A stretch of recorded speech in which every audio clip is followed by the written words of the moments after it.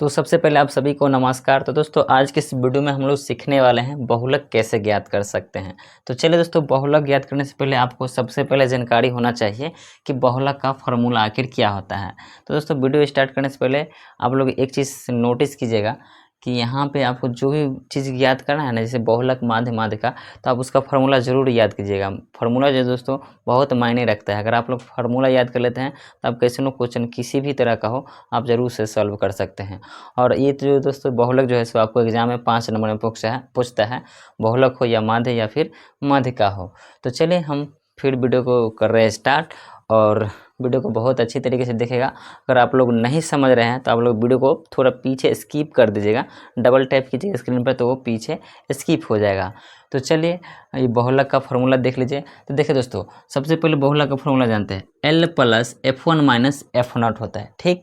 अब बट्टा में 2F1 और माइनस F0 बट्टा में F2 होता है, ठीक ना। सब जो है बट्टा में है दोस्तों, जैसे F1 माइनस F0 पढ़ेंगे, F0 नहीं पीछे पढ़िएगा उसको, वो है जो दोस्तों F0 पढ़िएगा, और 2F1 minus F0 minus F2 होता है, गुना में H होता है।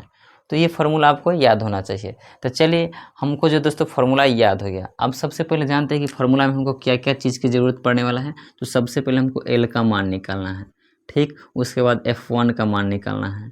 उसके बाद क्या दोस्तों, F0 का, F0 नहीं पढ़ेगा, F0 पढ़ेगा, ठीक ना। F0 हम बोल दिए हैं। तो चलिए F0 हो गया। उसके बाद F2 का निकालना है। उसके बाद क्या होगा दोस्तों, H का मान। यहाँ पे H का दोस्तों I कहीं कहीं देखिएगा फॉर्मूला में I लिखा हुआ रहता है, तो वहाँ पे आप I भी लिख सकते हैं, यहाँ पे कोई दिक्कत नहीं है।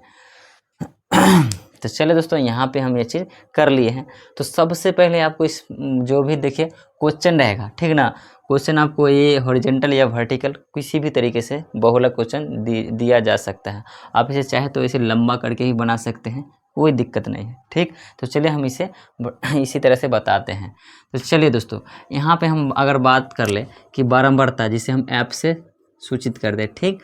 तो यहाँ से बात करते हैं कि आखिर इसमें सबसे बड़ा कौन है। हम बोले थे ना कि जो सबसे बड़ा होता है वो बहुलक होता है, ठीक ना।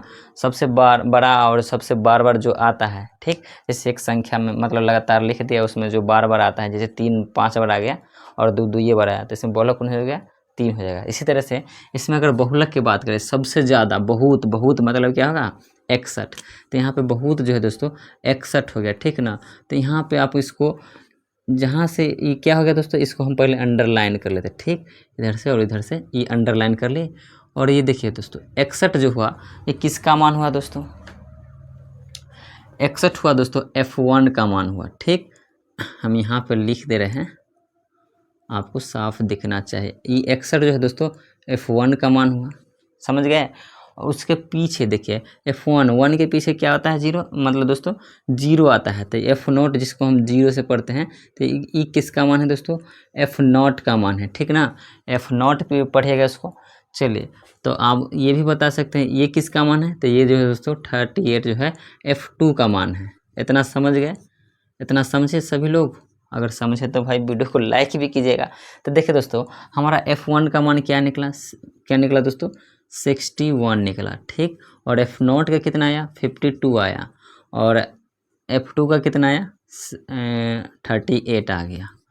चलिए दोस्तों, अब हमको बचा दोस्तों L का मान निकालना और H और या तो फिर I का। तो L का मान कैसे निकालिएगा, तो इसमें से देखिए दोस्तों, जो हम जिसको अंडरलाइन किए हैं, मतलब 61 सबसे बड़ा था ना, उसके पीछे जस्ट आना है ऐसे करके।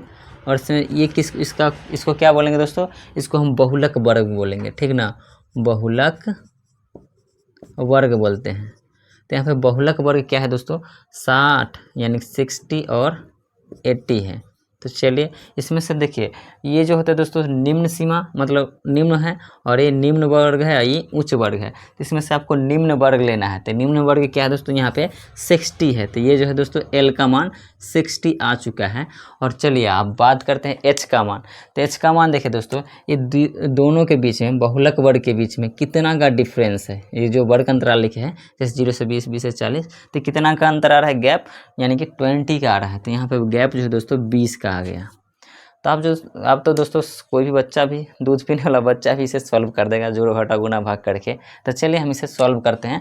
हम यहाँ पे यहीं से स्टार्ट कर देते हैं। आप लोग इसे नीचे से स्टार्ट कीजिएगा, यहाँ पे बहुलक लिख करके वैसे स्टार्ट कीजिएगा, ताकि आपको अच्छा नंबर मिलेगा बोर्ड के एग्ज़ाम में। तो चलिए देखिए दोस्तों, यहाँ पे क्या है यहाँ पे देखिए दोस्तों, यहाँ पे फार्मूला एल का मान क्या है दोस्तों 60 है, तो हम 60 लिख दिए, प्लस हम इसे ब्रैकेट घेर देते ताकि कैलकुलेशन में आपको दिक्कत ना हो।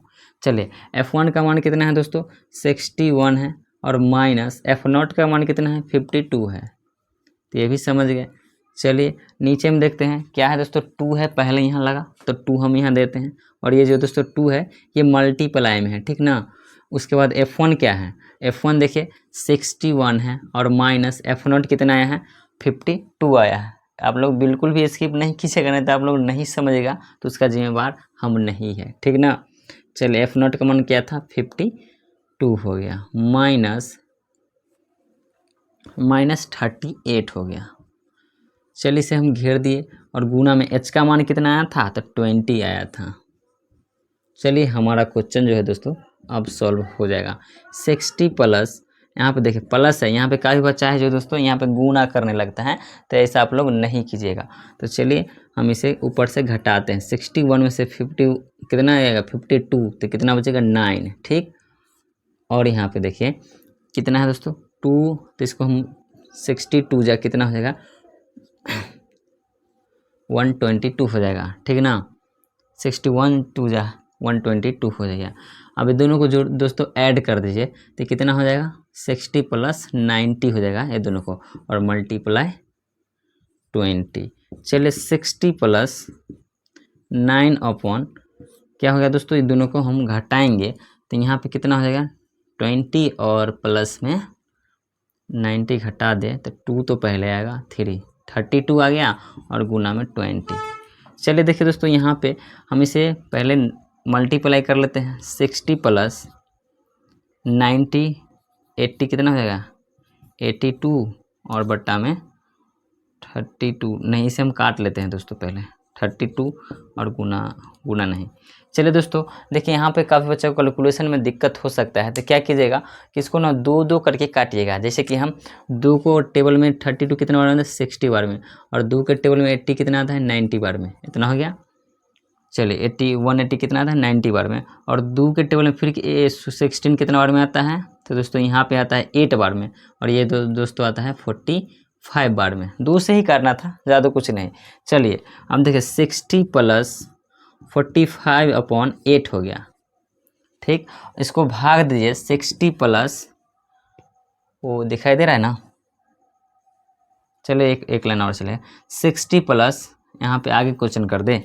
चलिए इसके आगे हम कर देते हैं 60 प्लस, इसको पॉइंट में बदलेंगे तो 8 5 40, ठीक। और यहाँ पे आ गया पॉइंट दे दिए, कट गया 8 5 40, और यहाँ 50 8 6 48। तो यहाँ पे 65 पॉइंट जो दोस्तों 6 जो है आपका आंसर आने वाला है, तो ये आपका राइट आंसर हो जाएगा। तो इस तरीके से आप लोग बना सकते हैं। तो उम्मीद करते हैं कि वीडियो आपको अच्छा लगा होगा, और अच्छा लगा तो भाई प्लीज़ चैनल को तो सब्सक्राइब कर लीजिएगा, क्योंकि मैं इसी तरीके के वीडियो आपके लिए लाता रहता हूं। और हाँ, आप लोग एक बार नहीं समझे हैं तो आप लोग वीडियो को पीछे करके स्किप करके देख सकते हैं, ताकि आपको कोई भी प्रॉब्लम, ये क्वेश्चन दोस्तों आपको एग्ज़ाम में 5 नंबर का पूछता है, तो इसलिए आप लोग 5 नंबर लेना है या फिर नहीं, वो तो आप पे ऊपर डिपेंड कर रहा है। तो चलिए फिर मिलते हैं नेक्स्ट वीडियो में, तब तक के लिए बाय, जय हिंद, जय भारत।